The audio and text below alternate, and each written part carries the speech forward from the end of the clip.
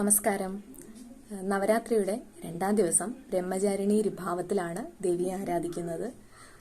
ഹിമവാന്റെ പുത്രിയായി പുനർജനിച്ച ദേവി സതീദേവി പാർവതി മാതാവായി വളരുന്ന നേരം നാരദ മഹർഷി ദേവിയെ കാണാനായി അവിടെ എത്തി.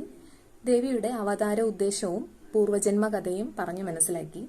അത് മനസ്സിലാക്കിയ ദേവി പിന്നീട് ശിവപ്രാപ്തിക്കുള്ള തപസ്സിലേക്ക് പോയി. അതികഠിനമായ തപസ്സായിരുന്നു. കൂവളമരത്തിൽ നിന്ന് വീഴുന്ന ഉണങ്ങിയ ഇല മാത്രം ഭക്ഷിച്ചാണ് കാലാകാലങ്ങളോളം തപസ്സനുഷ്ഠിച്ചത്. അതിനുശേഷം ഭക്ഷണവും വെള്ളവും ഉപേക്ഷിച്ചു തപസ്സനുഷ്ഠിച്ചു. അവസാനം ശിവപ്രാപ്തിയിലെത്തി.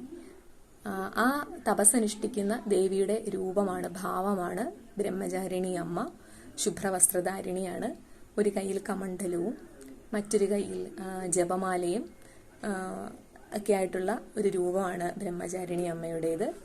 അപ്പോൾ നവരാത്രിയുടെ 3ാം ദിവസത്തെ കഥയുമായി വീണ്ടും കാണാം.